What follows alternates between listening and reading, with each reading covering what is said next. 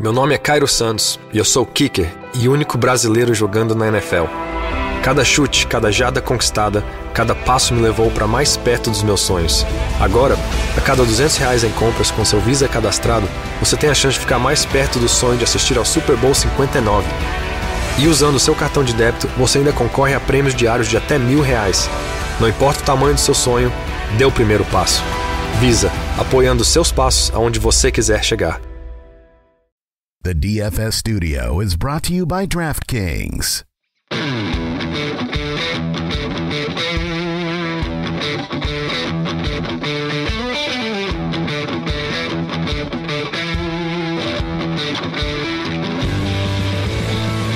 Welcome to the Fantasy Footballers DFS and Betting Podcast with your hosts, Kyle Borganoni and Matthew Betz.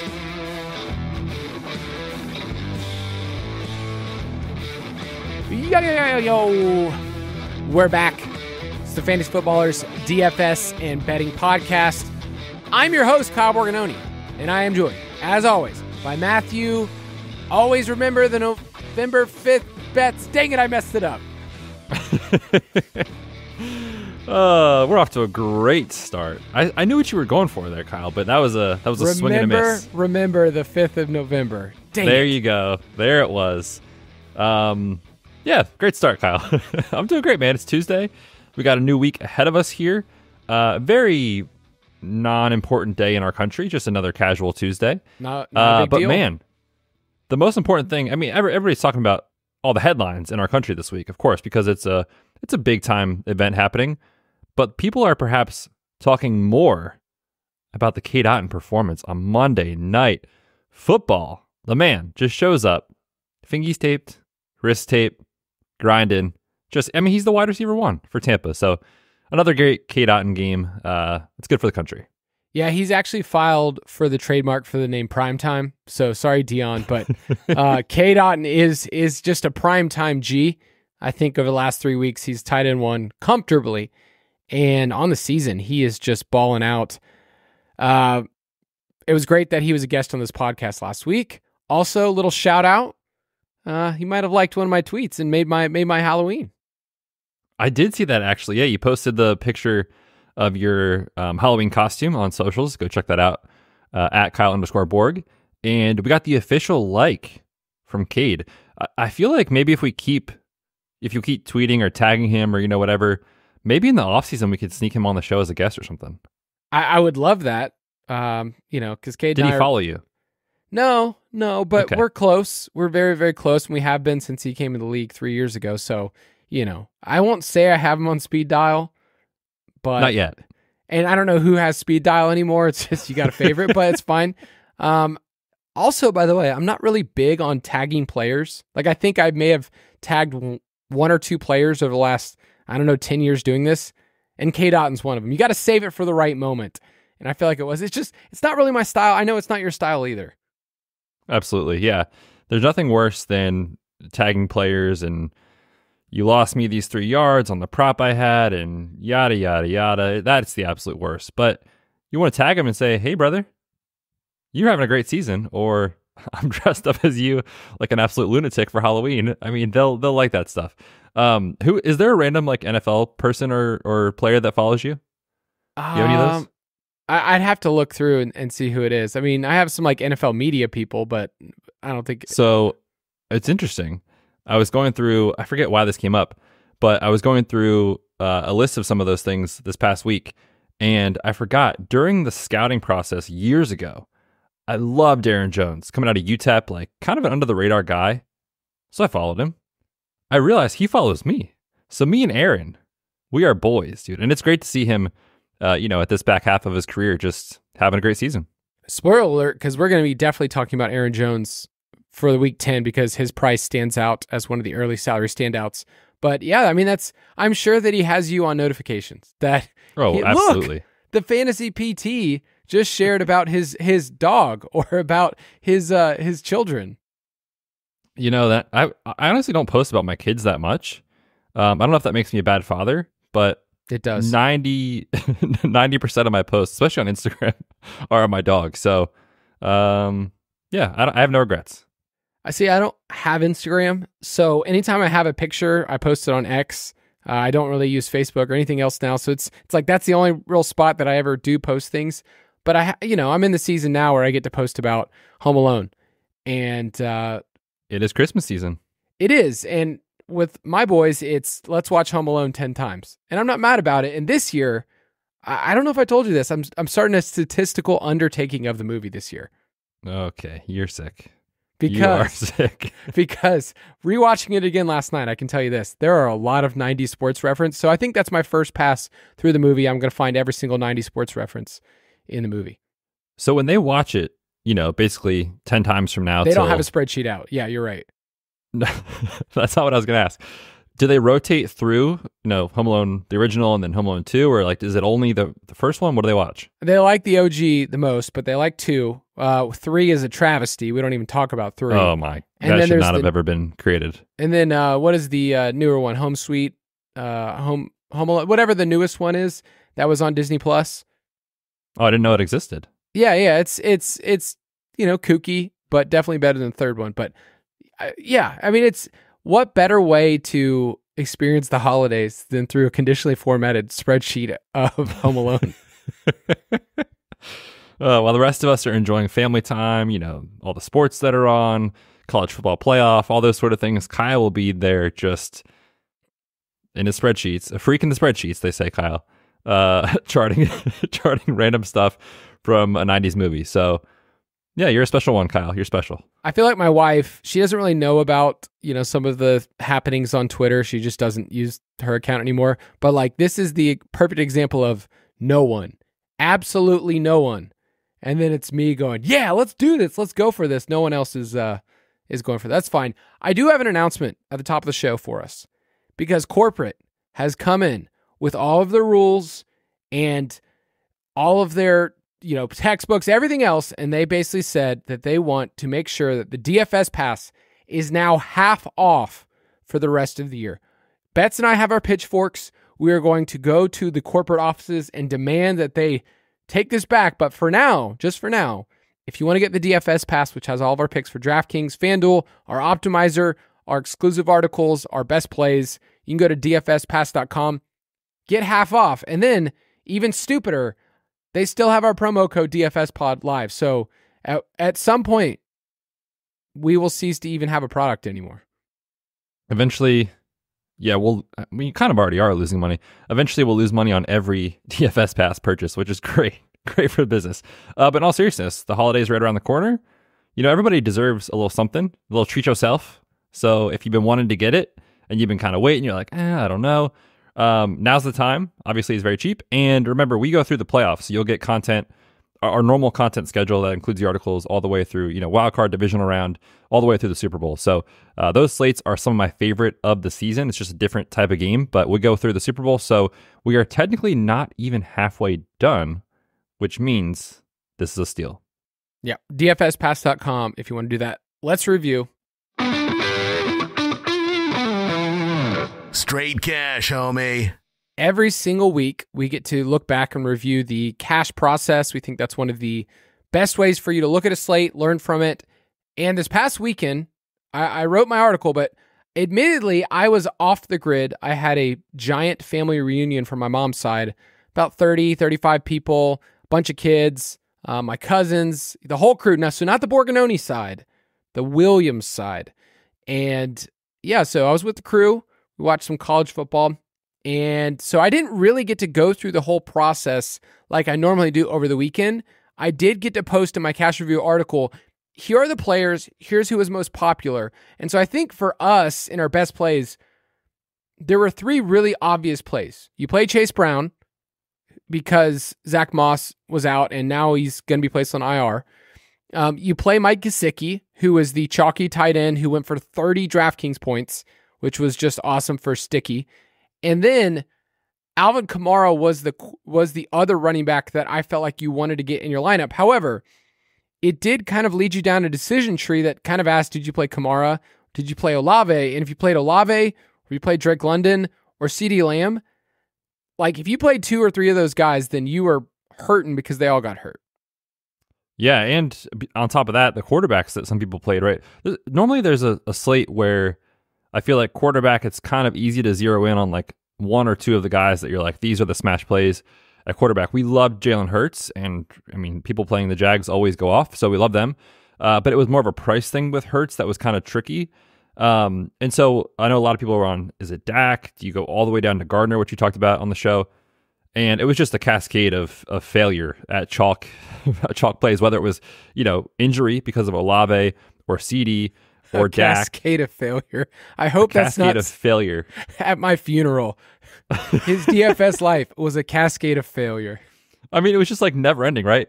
Like, and it started so early, like the first or second drive for the Saints, Olave out, which, dude, I'm so sad, man. Like, not just for, we love him as a player, but just like his health, obviously very concerning for Olave. I'm not sure he plays this year. But then on top of that, London on the touchdown catch, hip injury, and it all happened like within a series of like a few minutes. And then of course Gardner Minshew gets benched. So it was a really tricky slate for cash. I thought like you said, those three locks were definitely in. Sticky G, Chase Brown, and Kamara to me felt so strong. And then from there, it was kind of where you wanted to go at wide receiver. I know there was like do you play Cedric Tillman and come down off CD? Do you go with the balance builds? Do you go with Jacoby Myers and London types? Like, it was a very interesting slate, I thought, for cash this week. So I was fortunate to book a small win in cash, and I actually had a lot of the guys I just talked about that got injured. I was just fortunate to have a couple of guys that went bonkers. So yeah, tough cash slate, really fun tournament slate, I thought, where there was, I feel like, any number of directions you could go. And I think what hit home for those that won a lot of money was Geno doubles with JSN. Oh my goodness. Oh my goodness. So yeah, that was fun. It was a really fun DFS slate, I thought. Yeah. So I didn't have a good week. I played Gardner, which definitely hurt a lot. And then I did have some of the wide receivers that got hurt. I did like that some of the running back plays, if you played Brown, Kamara, Achane, you were balling out. Like, you just needed a combination of at least two of those. If you played three in cash, which, I saw a lot of lineups with Brown, Kamara, Achane, you were probably sitting pretty. And then if you had Gesicki, you were definitely feeling good. So if you want to make sure you review all of that, I have a cash article out. And then every single week we will talk about the cash process. But we did have some people who won big.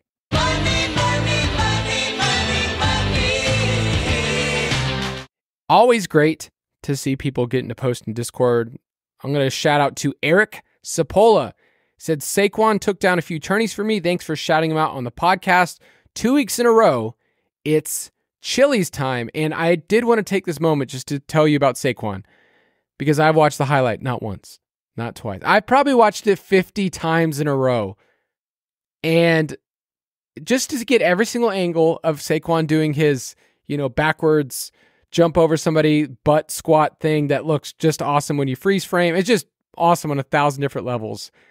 I kind of want to get it framed. I'm not even an Eagles fan, but it's that cool. Dude, unbelievable play. I mean, obviously I'm biased as a, not just Eagles fan, but Penn State fans. So like, that play coming together at the same time was incredible. But it's such a good reminder that there actually are some running backs that matter, right? Like, there's like maybe a player or two in the league that can make that type of play. Derrick Henry matters so much what the Ravens are doing, right? Like, there's so many examples that it's kind of good to see the running backs have their season, right?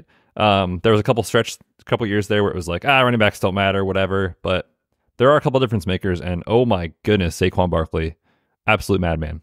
I just want to pause here. I'm not usually a big toot my own horn, but my fantasy MVP this year was laughed at a lot because I picked the entire Eagles team. And so far, I feel really good about that. Like, I know that Devonta Smith is the guy that we talk about, and he's been consistent other than one dud game. But Saquon has been freaking awesome, and Jalen Hurts over the last month has basically been the best quarterback in fantasy. AJ Brown, get healthy. Yes, I had a really fun sweat going. I had a team that was zeroing in on a big day, and then AJ Brown got hurt. But yeah, man, the Eagles are rolling, and they've got a really nice upcoming schedule with really good matchups too. They get the Cowboys this week. Obviously, we wish Dak were playing for that game to go back and forth, but it's a great matchup against a defense you can pick on right now. So yeah, man, Eagles are rolling. And to Jalen Hurts' point, he has been like so outlier efficient. I'm a little worried that there's going to be some regression coming sometime soon, but he has played incredibly well. Devonta Smith's catch was, Garrett Wilson on Thursday night, I think catch of the year. If Garrett Wilson didn't happen, I feel like we'd be talking a lot more about this Devonta Smith catch. Unreal stuff from the Eagles. Very fun. Yep. And speaking of money, I want to make sure that we talk about our Week 9 props because they hit in a really, really big way. I'm looking here. What are we at? 9-2? It was a 9-2 week in the DFS pass, which was awesome. We had a little bit of a rough week the week before. So 9-2 this week. We went 3-1 and pick 6. You went 2-0. Nicely done. But yeah, man, it was good. The thing about props that we always try to remind ourselves of, or I remind myself of, and we try to preach it on the show and in Discord and stuff, is like you can't really get too high or low in any single week. Like, and that was one of our things to remember from DFS last year. I think we said one of your things was prop it when you're hot and prop it when you're not, I think was the saying. Sound like someone would say. It sounds like something Kyle would say. It's so easy to get like really stuck in the moment of 1 week of like, oh, this is incredible. We're always going to win this much. But you never do, right? Like we're trying to zoom out on a whole season. So yeah, it was a really, really good week, man. We were up to, I think, plus almost 9 units on the year, about halfway through. So hopefully we can keep that going and get over the 10, 11, 12 unit mark as the season comes to a close here. Yeah, one of them was Joe Burrow under 265 passing yards. And I wasn't really paying attention to that game, but I look up, he has 4 touchdowns and he has 5 touchdowns. I'm like, oh, I'm so screwed. And then I look up, it's like, oh, we still hit the under despite him throwing 5 touchdown passes. That was wild. Also, when are the books going to figure out about Devon Achan's receiving line? Like, I know we had to pay a ton of juice, but like with Tua, it's been like 7, 8, 8, like 8 receptions, and his line's been at 3.5. It's going to be at 4.5 this week. It should be. Yeah, I don't know, man. And it was also the matchup of it. Like the Bills inflate running back target share at the highest rate in the league. Plus, you have a quarterback and a play caller that wants to use Achane as a wide receiver. It was just like a match made in heaven. So that one felt incredibly strong too. And in that one, so yeah, I don't know, man. I think it'll be 4.5 this week, and I would think even the juice will be on the over. I would imagine, but we'll see. Let's take a quick break, and we'll be right back.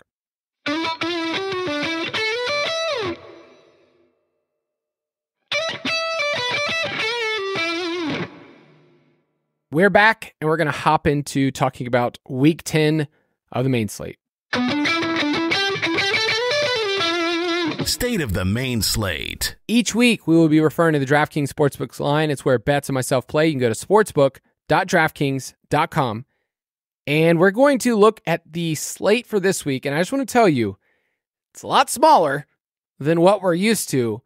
And we currently don't have a game approaching 50. So that's a little concerning based on what we're used to, what our normal moves are. So just before we get into specific games, ones we like, any general slate thoughts that you have? Yeah, you mentioned it is, I think, going to probably be a little bit of a lower scoring slate. Obviously, when the slate's smaller from a game size standpoint, that's usually the case, but you've only got 10 games. We're used to these, 11, 12, 13 on FanDuel, 14 game slates, and a couple games that are really high totals this week. Like you said, we don't have one above 50, and we have some of the heavy hitters that aren't just on bye, but they're off the main slate. So like, on Thursday, really fun Bengals and Ravens matchup, which has huge AFC North implications. Sunday night, Lions and Texans, if that was on the main slate, we'd be stacking that one up. And then Monday night, really fun Dolphins and Rams games. So you got some really high ceiling teams not on this main slate, even though they're not on bye.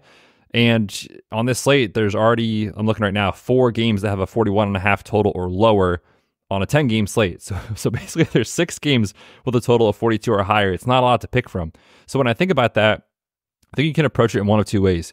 You either want to like really go all in on the game that you think can go off, or maybe it's a week where you don't really force the stack, double stack, bring back sort of thing that people might be used to. So we'll see what happens as we get through the week and get to Friday. But early in the week, I think it's going to be somewhat of a low scoring slate. It sounds bad, but like we're going to load up on Thursday night. Like that's the game that I really want a ton of pieces of. If you want to wake up early and play a Germany game, that's fine. But with everybody on bye this week and some games that the island games look great this week. Like that's just that's how it is and how it shakes out sometimes. But we'll try to mine it out for you and figure it out. So the teams with the highest team implied totals for week 10. Yes, we're going to start at the top. This is par for the course when McCaffrey's been in the lineup. The 49ers, highest team total on the slate, 27 points. They should get McCaffrey back this week. Debo should be healthy this week. Juwan Jennings, maybe we'll see. So they're trending in the right direction as far as health.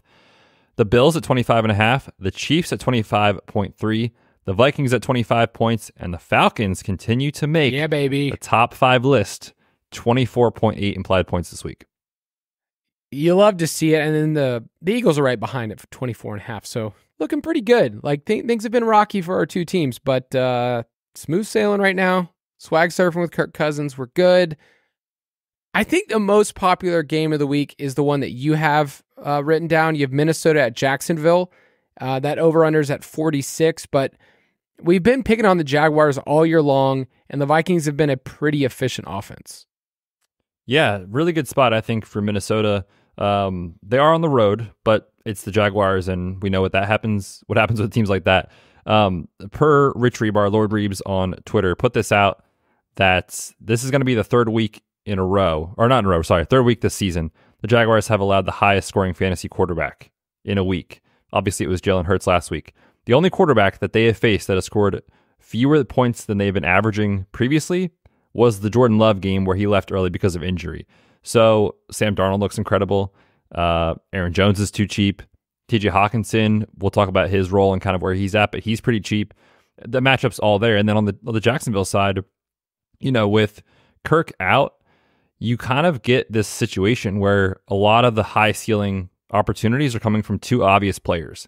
It's like, okay, you either play Brian Thomas Jr. or you play Evan Ingram, and you go from there. So I think it's a very easy game to stack. It's got a 46 total, which on this slate is pretty good. So I'm very interested in that game. It will be popular, but I think it's popular for a good reason. Yeah, and you can use our Stream Finder tool if you want to on the website, but the easiest way to kind of understand what Betz is saying is like, on average, the Jaguars are allowing 7.3 points above expectation or above average for a quarterback. So that's like a wildly high total when you compare to the rest of the years. So you can do that on our website with our Stream Finder tool. Also, the Jaguars can't run the ball. So you're just going to see so many pass attempts from Trevor Lawrence that hopefully it gets there from a couple different options. So yeah, I agree that the game is not as expensive as it should be. It's J-Jets, and then everybody else is totally fine in the pricing standpoint. So I like that game a lot. I'm throwing out Buffalo and Indianapolis. It's at 47 right now. The Colts are number 1 in neutral pace. The Bills are 4th in points per game allowed. Don't forget, this was the Jonathan Taylor eruption spot a couple years ago where the Bills were favored by 7 points.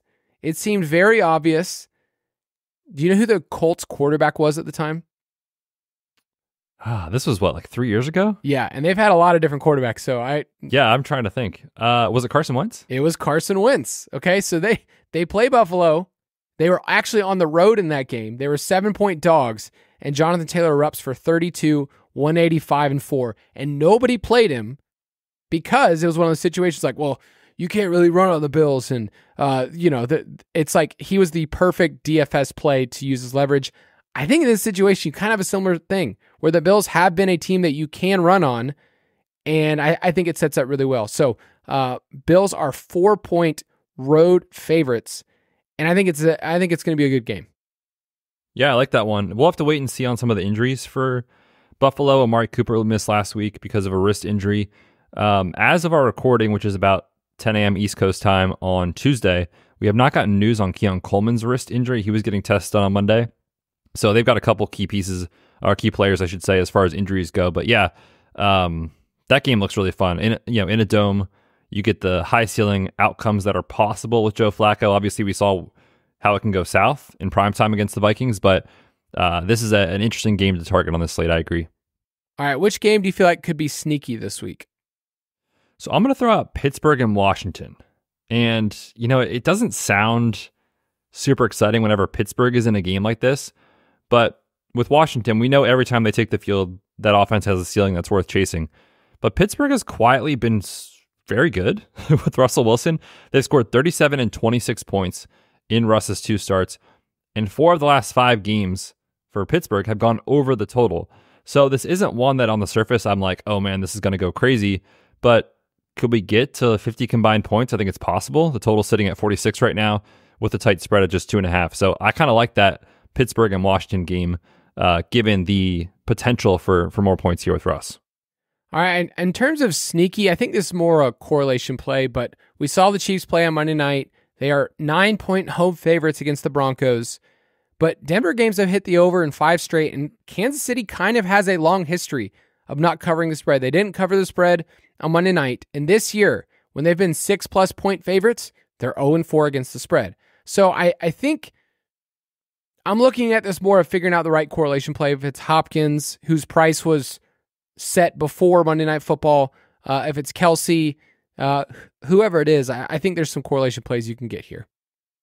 Yeah, it makes sense. And I do think too, like divisional matchup, 9 points is a lot. That's a lot, man. I wouldn't be surprised if this moves down in favor of Broncos just because of the historical difficulty that the Chiefs have had, not just this year covering the spread when it's these big numbers, but even the last 2 years. So I think that does make some sense as well. I go through and before I know all the matchups, but I don't look at the lines. And I try to just guess ahead of time. It's a little game that I just play just for myself, me and my spreadsheet, just sitting there guessing totals. And, sometimes I'm off by 1 or 2 points or whatever. It makes sense. And this one was one that I was like, wow, -9 feels like a ton to give up. I know they're at home, but I feel like this one should be more like -6.5 or 7. So we'll see about that. Which game do you want to be underweight on this week? So I'm going to kind of talk out of both sides of my mouth in this game. Do it.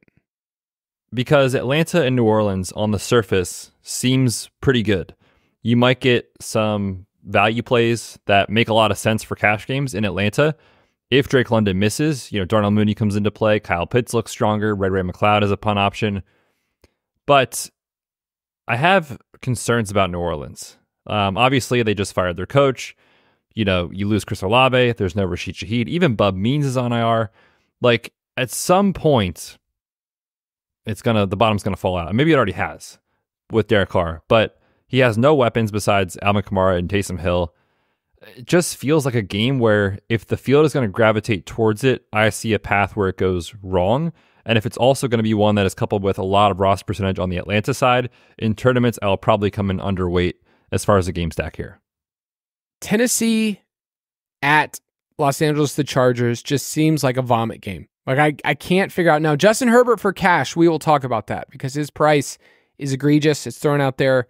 They forgot about him. But the Chargers, 7.5 point home favorites. We know this team, what they want to do when they're up. They want to run the ball. It's the lowest total of the week at 38. Chargers games have hit the under in 7 of 8. So that's gross.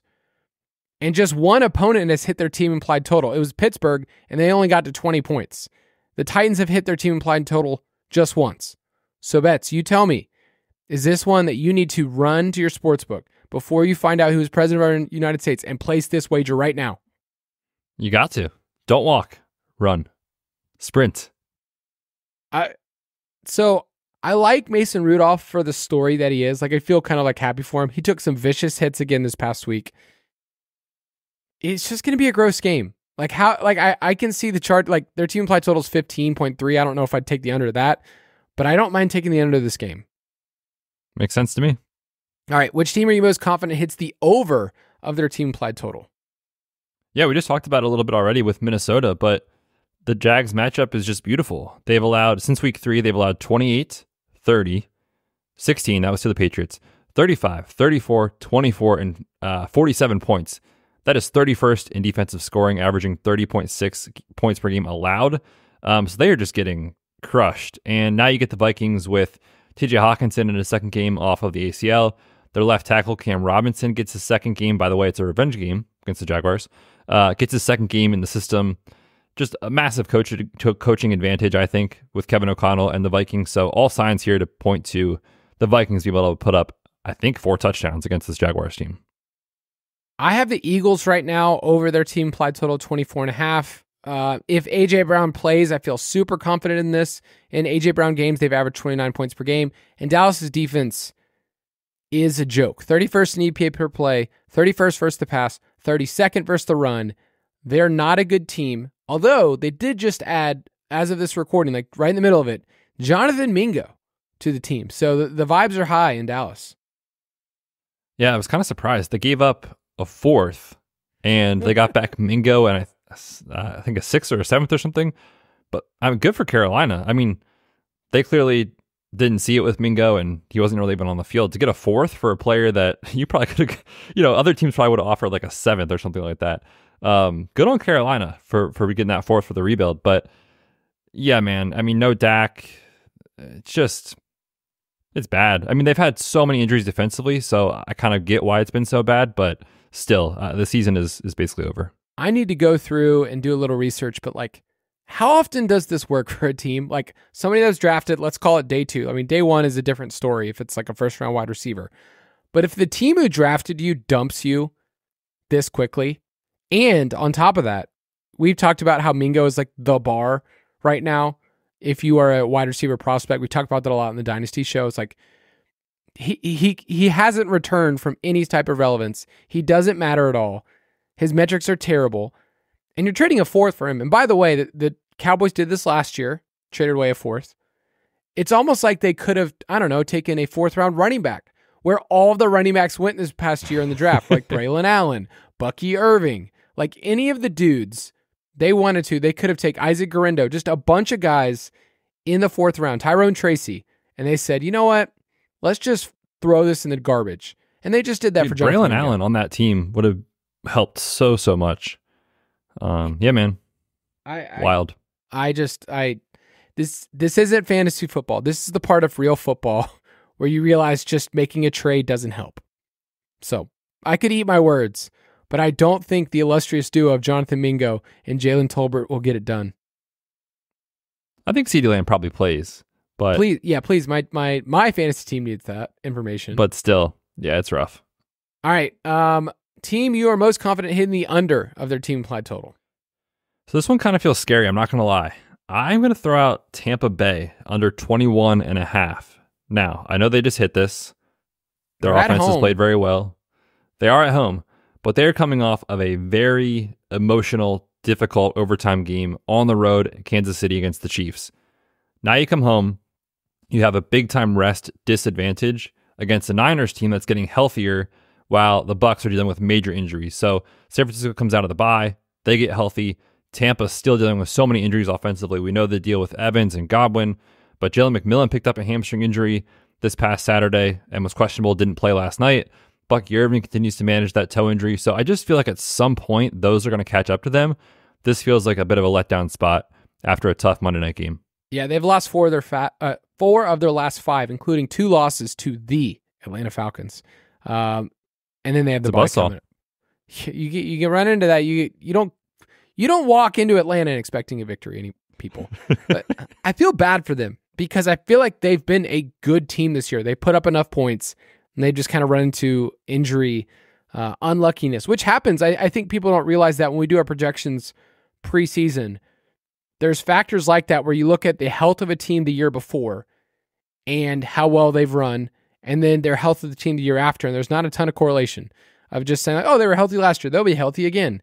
It just doesn't work that way. So I don't mind that at all. At home kind of scares me, but we'll talk. I feel like that game should be a game that we should play, and yet I feel like it won't have a ton of roster percentage. We'll see. I don't know, man. I mean, people are going to be excited to play the Niners, and people are going to play Cade because he's Cade. What you do. So I kind of feel like it's going to get some traction. It's got a decent total at 48. All right, tell me if you feel the same way earlier in the week about this one, but I have Arizona under their team implied total of 23.5. They're 1-point favorites at home. How do you feel about that line? I think it's fair when you factor in the home field advantage, if that exists in Arizona. And the Jets are just not. They're so, yeah, it doesn't exist. The Jets are just so, like, week to week volatile. Like, one week they show up and they look awesome, and the next week they look dysfunctional. So I'm not sure what to expect from the Jets, but and you saw that last Thursday night, right? Like, in the first half, it was like borderline unwatchable. Second half, Rodgers was on fire, everything was cooking. So yeah, man, I'm not sure. I think if I had to bet this early in the week, I would probably just take the Jets here, but I don't have a strong conviction on that. Well, what's funny is you're describing the Jets as like, they could be anything. It's like, that's the Cardinals too. I feel like the Cardinals have been like a Jekyll and Hyde team. They're averaging under this points per game at home. They're 28th in plays per game and dead last in red zone plays per game at home this year. So I would take Jets money line right now, but I've also been way wrong on some of those calls this year, including Giants, man. I thought the Giants at home would be able to take care of business, but in fact, they were the Giants. They were not good against Washington. They were doo-doo. All right, moving on.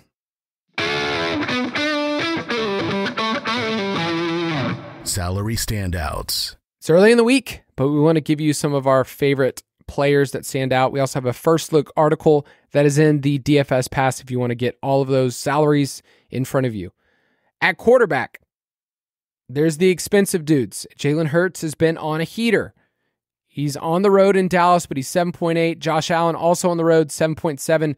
If you wanted to pay up for those guys, they're in great spots against terrible defenses. So I feel like the floor is pretty high with those guys. It just kind of depends on the rest of your build. I do think there are guys in the lower tier that I think will be more popular this week in cash builds. For sure. I think the two that you're referencing are Sam Darnold, who is 6,200, taking on the Jaguars. We just talked about that a bunch. Obviously, an incredible matchup and a cheap tag, which really helps. Or Justin Herbert, who is 5,200, which is wild. Like, that's like backup salaries for guys. This is part of what I was kind of talking about last week when I took the over on Herbert's pass yards. Was I'm just not sure that the market in general, whether it's DFS site pricing or the prop markets or whatever, are factoring in how the offense has been since the bye week. They've trended more pass heavy than run heavy. Obviously, early in the year, they were super run heavy. They've just been more pass heavy than I think people realize. So if that's going to stick at 5,200, if he gets you like 16 points, I mean, you're happy in cash games, right? So I think Herbert is a really intriguing cash play. It's so cheap, 5,200. Yeah, and on FanDuel, you should play him at 6.9. We do have some information that is really important to my psyche, my life, that Trey Lance is somebody you could play this week if you want to lose money. Oh my. Yes, for context on FanDuel for how cheap he is, Trey Lance and Cooper Rush, because they priced it as if we're not sure who's starting for Dallas, it'll be Cooper Rush, are 6,500.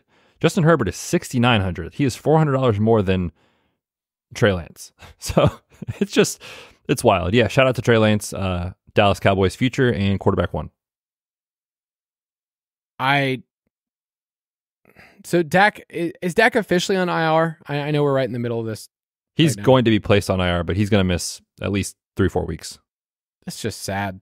It's just a lost season. And Jerry's like, I'll get Mingo, and that'll fix this problem. Cooper Rush actually was like serviceable though as a backup. I remember a couple years ago when Dak missed. I forget what the injury was, but Cooper Rush, I think they were 4-1 with him under center, or 5-1 if I remember correctly. So he's had a nice little run as when he's been a starter. So we'll see. At running back, I want to mention that Christian McCaffrey is on this slate. I want to mention that he's 8K, and also tell you I don't know what to do, but he's Christian McCaffrey and he's the man. So I probably won't be playing him. But I also know if you want to take the approach of like, hey, maybe they just go off and that's totally fine. I'm not against that. So Christian McCaffrey, 8K. Yeah, it's tough, right? Because you just don't know what the workload projection is going to be like. I would be surprised if in his first game of the year, with injuries he's been dealing with since July, August, that they load him up with 90% snaps and 23 touches like we're used to. But if nobody's going to play him in a tournament, sure. I don't think you can go there in cash. But in a tournament, if he plays, I mean, if it's kind of interesting, right? Sometimes it's good to play it before you see it in these tournaments, especially with guys that have a huge ceiling, which obviously McCaffrey does. So not for me in cash, but in tournaments, I think you could make an argument. Yeah, and you really don't have to pay that this week. I mean, Saquon is always somebody you can play if you're just saying, I want to go there. I think the 7K range looks great. Bijan has been getting an awesome workload, 7.7. The Saints have been a horrendous defense. They fired their head coach. So Bijan at 7.7, Brees at 7.6. I talked about that game earlier. If you think the Jets just take control of the game and on the road in Arizona. He's a good tag, but I think Aaron Jones is our favorite early play. He's only 6.7 at Jacksonville. I was shocked when I logged in and saw that. It was like, I don't understand. It's the Jaguars. They've got a pretty big team total. We love the Vikings. He's getting everything in these last couple of weeks. Cam Akers mixed in a little bit in prime time, but just the high value touches he's getting, and the price does not reflect that. So Aaron Jones looks like one of the best cash plays early in the week. Yeah, I feel like they got to the point where they said, okay, we want to mix things up. Let's add in Ty Chandler, Cam Akers. Last week, it was all Aaron Jones. Ty Chandler didn't even get a touch. So it's kind of wild because you're seeing the highest snap percentage of his entire career at age, 29? That's just not something you usually would see in a running back, but he's been awesome this year. So Aaron Jones, 6.7, is probably going to be one of our top running backs, barring something else. He's 7.9 on FanDuel, which is a great tag. James Conner on FanDuel, I also think, I think if Arizona is going to have success, it's going to be running the ball. James Conner was good last week. He didn't score a touchdown. The other two running backs did. And so you kind of look up and go, well, I wish I would have gotten more from James Conner, but he was awesome. He was the engine of the offense. He's 7.6. So those are early favorites. Any other running backs you want to throw out? No, I don't think so. I think those are the main ones at the top there. There's actually a bunch of good running back plays in the slate, so we'll wait and see kind of as the week goes on, injuries and that sort of thing, but I think those are the top ones as of Tuesday. Yeah, there's just some situations that I think you can cancel out even from the big. Like I'm not playing a Jaguars running back, even though that's one of the games we want to attack this week.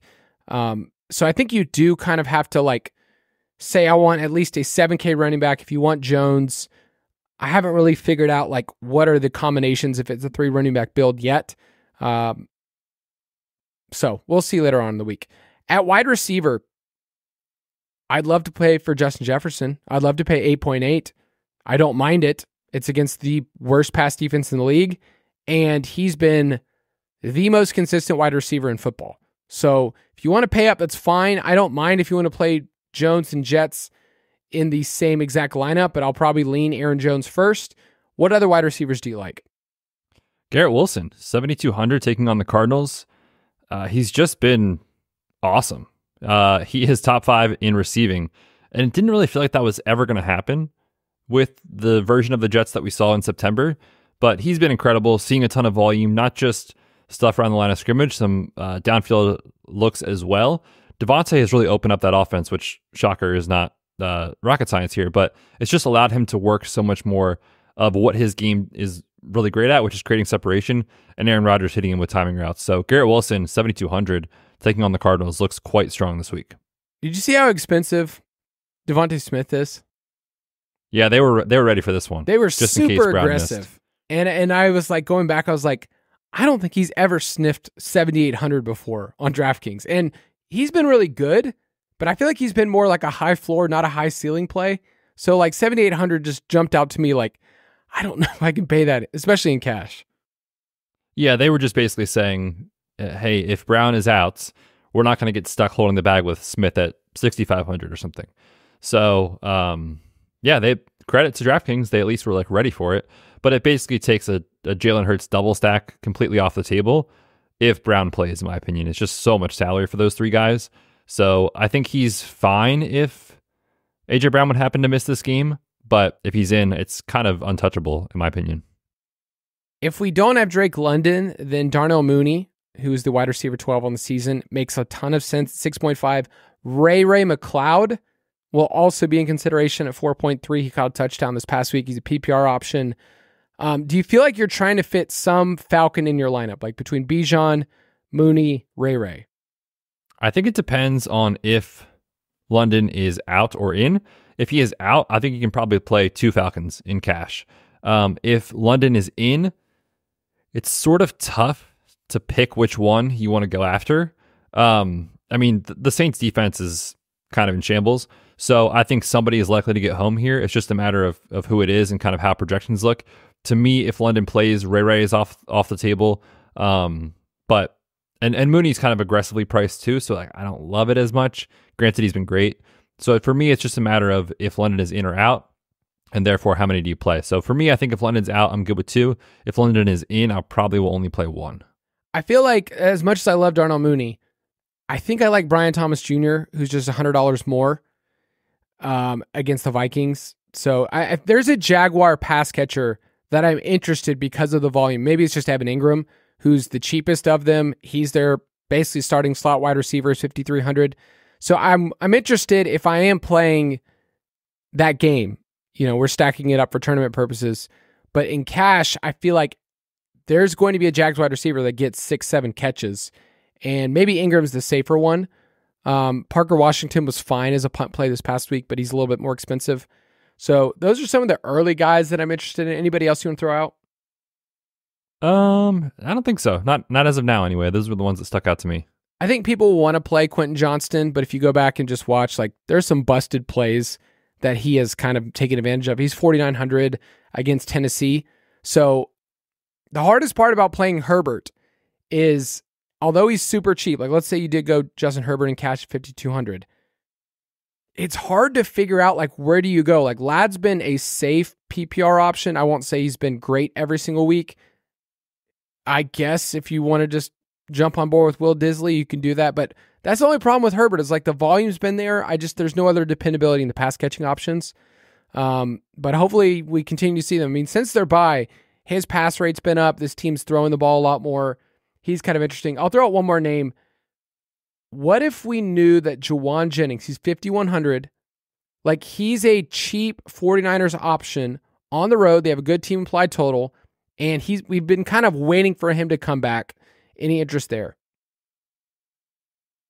It's tough, man. It's really tough on the San Francisco thing because it all comes down to me how much CMC plays or not. Because when he's in there, the thing that has helped a lot of the pass catchers, I think especially George Kittle, but all the wide receivers, is that Jordan Mason isn't really involved in the pass game. They'll give him a target or 2 most weeks, but when CMC is fully healthy and doing his thing, he's seeing 4, 5, 6 targets week in and week out. And so it's just a matter of, does McCaffrey get that, and does he play enough to get that or not? And so that has a trickle-down effect on how the projections are going to look, which there will be volatility in this week, by the way. But Jennings at 5,100 is kind of a tough price for me to be in on, just because of the fact that I also think there's a chance Ricky Pearsall could continue to play more, especially coming out of the bye week. He really came on in that game before. So it's tough for me on that one. Yeah, I have Pearsall in a home league, and I'm just kind of sitting there waiting on how the situations, they've been in the bye, so they have some game plan that Kyle Shanahan's installing. Let's take a quick break, and we'll be right back.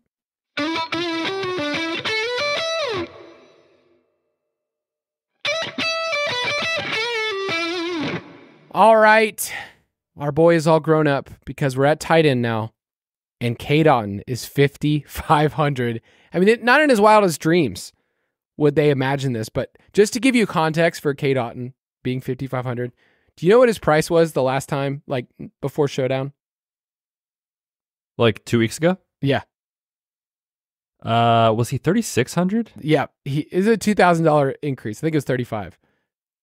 $2,000 increase is insane. Yeah, it doesn't ever happen. At tight end especially. Yes. So, can you pay that price in cash? Because now it's everyone's counting on him, where I'm probably just going to play Evan Ingram at 5,300. So if Drake London is out, I think Kyle Pitts is interesting. He's 4,800, but I get it. I think he deserves to be priced there. He's top 6 in targets, catches, and yards, and that includes the season where Godwin was healthy, Evans is healthy. So he is being used like a wide receiver 1. So you could argue that is a very fair price. For cash, I would probably prefer to come down a little bit. I think the Saints guys are interesting just because of they have nobody. Taysom is getting targets and 5-6 carries as the quote unquote RB2 there. Juwan Johnson also is an option just because he's 3,300. Just because again they have no wide receivers to catch the ball. So I think those guys are interesting. The price it's so tough to stomach 5,500 in cash for a player that we were very excited to play, but at 3,600 just 2 weeks ago. Very excited to play for the last 2 years. That's where my excitement was. And I maybe it's a personality defect. You know me quite well, but this is just kind of how it is. When the crew says, "Hey, have you guys seen this Cade Otton guy? He's really good at football," and everyone else starts this groundswell of Cade Otton, this is the moment where I usually just go, "All right, I'm going to slip out the back. This is it's not my party anymore." Yeah, this was cool 2 weeks ago, but like now that everybody's into it, you got to move on. Cade Otton was the band that I listened to 2 years ago, and no one else was like, "This music is trash." Now he's on the radio. Everyone loves him. I mean, $5,500 is a lot to pay, but he's been really awesome. I'm just really proud. I feel like a proud dad. So proud of my son. I get it. Yeah, we'll always have this moment. Hopefully in best ball, like I'm seeing people share their best ball stuff. Like, hey, I had 20% Cade Otton or whatever it was. Like, Cade always just a like third tight end. Like, he'll be on the field. That was the premise. I don't think Cade Otton thought in his wildest dreams that he would be seeing 8+ targets a game because 2 of their best players are out. So don't take a victory lap on Cade Otton because he's good. Take it because the process said he would be on the field. I mean, he looks the part to me, dude. He looks way different than last year. So maybe he's good. All right. Well, I'll try to interview him in the offseason and just say, hey, what changed, man? What was the grind? What was your hand placement in the dirt? Did it change? Yeah, you have to, when you can get that done and we can actually have him on the show to talk about that, this podcast is going places. You think you got a new lunch pail? He strikes me as the type of guy that would just have the same one for like 8 years straight. Never changes it. It's just reliable, and that's who he is. You also have TJ Hawkinson listed on here at 4.7. Last week, they kind of slow played it, and so it was Josh Oliver, who was their top dude, but we kind of knew that going in. We were saying like, hey, don't play Hawkinson yet. Are you ready to pay that price, though? He's not free. He's not free, but just for context, this is where he was at in his first game back of the season off the ACL. 42% of the snaps, 62% routes, and 4 targets. That was a 12.1% target share. So in this matchup, if he can get you somewhere in the 60% snap range, maybe the routes come up to 70, 75%, and he gets you 5 or 6 targets, like that might be enough. I don't know that you can go there in cash. I just wanted to point out, I think he's a really interesting price as part of Darnold's stacks. Like when you're used to stacking Minnesota quarterback, historically, it's been very tough to do it with Justin Jefferson because he is so expensive. But Hawkinson is cheap enough that I think a Sam Darnold double with those 2 guys is in play this week. If he catches a touchdown, which is kind of what you're asking for in this price range. So I think Hawkinson is more of a tournament play than cash, but I am interested to see what his role looks like in the second game. Yeah, Jordan Addison's only 5,300. So that's another name to add in there as a cheap stacking partner. For sure. I think I just, going back to wide receiver for a second, there's a bunch of interesting names in that low 5K range. So Addison's 5,300. DeAndre Hopkins is 5,300. Although you're going to have like Patrick Surtain narrative. Rome Odunze coming off 100-yard games, 5,200. Juwan Jennings is 5,100. Jalen Tolbert's 5,100 if for some reason Lamb can't go. So there's a bunch of dudes in that range that I think are interesting. Cortland Sutton at 5,600. So usually in that 5K range, I kind of scroll on, but I like that range this week. Let's move on to defense. And you have some high-priced options, and then I have a couple that are in the same game that I'm interested in. So we'll start at the top. Yeah, and I think this is a week where in cash you might be able to spend up a little bit of defense. Not that we ever really want to, but if you're playing a Darnold or Justin Herbert, you'll have some salary to go around at defense, which you could always play the Cowboys against Cooper Rush, especially if there's no CeeDee Lamb in that game. That looks very, very strong. You could play the Falcons with Derek Carr having no weapons left at all. The Bills are interesting, taking on Joe Flacco. We love Flacco in fantasy because the range of outcomes where it hits is so good, but there are situations where it goes very, very poor. So I think the Bills are interesting at 3,200 taking on the Colts. All right, so if you wanted to drop down a little bit further, the Bears are at home against Drake May, who, man, I loved watching Drake May. I love that little comeback at the end and then through the INT, but they're only 3K. They're at home. It's been a pretty good defense. On the other side, if you wanted to punt, like we know that Caleb Williams has been a train wreck, and so the Patriots are only 2.5. So both of those defenses in the same game are interesting, but the other matchup is the Jets and Cardinals. I talked about that game. they're both priced at the same point at 2.9. And I can't tell you which defenses to play. I'd probably play the Jets, just I think they're a more talented bunch. But the Cardinals have actually shown some resiliency this year. So a bunch of matchups in the same game that I think could be interesting. But I think with defense, I don't have a firm read on what the field's going to do right now. Yeah, me either. There's like 6 or 7 that I logged in and I was like, oh, okay, like I could see myself playing those for sure. Yeah, just for context on the Jets, it's been a very up and down season as a whole for the team, but their defensive line has still played very well. Their secondary is getting healthy. They are still a top 10 team in pressure rate, so that does make a lot of sense against the Cardinals. Boyd Kyler historically has struggled when he's under pressure. On FanDuel, I just want to throw out the Lions are 4K. They're taking on Houston. And the Texans' offensive line is a complete train wreck. So 4K, it makes a lot of sense. If you want to play with us, go to ballersdfs.com. It will direct you to our DraftKings league. Fantasy Footballers DFS, Borg plus Betz. You can join the league, enter a contest. It's a great contest to invite your friends to if you're a first-timer, or if you want to steal our money, you can definitely do that. I'm going to end the episode, Betz, because I can tell that my kids right now, they're on a digital day and they're saying, hey, Dad, what are you doing? What are you doing on a podcast talking to your friends? Say, hey, Trey. You're on a digital day too. That's all right. I'm always on a digital day. Yeah. Just always. So tell everyone goodbye.